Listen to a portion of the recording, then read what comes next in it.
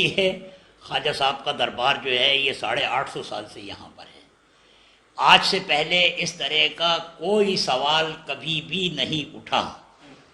یہ پتہ نہیں کیا ماحول چل رہا ہے آج کل کہ کبھی تاج محل، کبھی قطب مینار، کبھی جامع مسجد، کبھی کچھ، ابھی گیان واپی کا چل رہا ہے. لہٰذا خواجہ صاحب کا دربار جو ہے اس کی نوعیت یہ ہے کہ یہاں پر کروڑوں لوگوں کی آستھا ہے.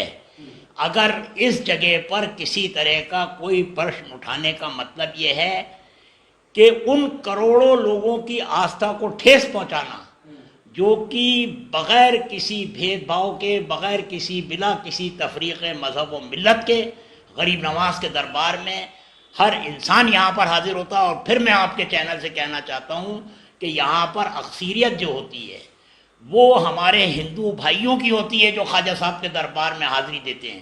تو اس طرح کا کوئی بھی سوال اٹھانا، یہ بھید بھاؤ کرنا، یہ سوال ہی ٹھیک نہیں ہے یہاں پر، کیونکہ اس سے کروڑوں لوگوں کی شردا جو ہے خواجہ صاحب کے دربار سے وابستہ ہے.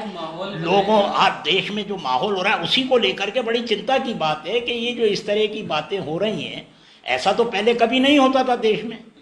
یہ وہ کوئی بھی مدعا ہو جی، وہاں پر بھی نمازیں ہوتی تھیں اور آج سے نہیں ہو رہی ہیں، ایک زمانہ قدیم سے ہو رہی ہیں. تو یہ آج ہی ایسی کیا بات ہے جو اس طرح کی باتیں ہر جگہ کے لیے اٹھائی جا رہی ہیں. لہٰذا ہم خواجہ صاحب کے دربار کی بات کرتے ہیں، یہاں پر اس طرح کی کوئی بات نہیں ہے. اور خواجہ صاحب کے دربار میں ہمارا برتھ رائٹ ہے خواجہ صاحب کے دربار میں، اور خواجہ صاحب کے جیون کال سے لے کر کے آج تک دربار کی سیوا میں، دربار کی خدمت میں رہتے ہیں. اور جتنے بھی شردالو آتے ہیں ان کے لیے ہم دعا کرتے ہیں. اور ہمارے پاس میں بہت ہندو بھائی آتے ہیں جو خواجہ صاحب کے دربار میں منتیں بھی مانتے ہیں، دربار میں دعا بھی کراتے ہیں. اگر یہ ان لوگوں تک یہ بات پہنچے گی تو ان کو کتنی ٹھیس ہوگی، اور خود ہمارے پردھان منتری کو کتنی ٹھیس ہوگی، کیونکہ وہ ہر سال خواجہ صاحب کے دربار میں اپنی شردا کے، عقیدت کے پھول اور چادر دربار میں بیچتے ہیں اور امن چین اور شانتی کی دعا کراتے ہیں.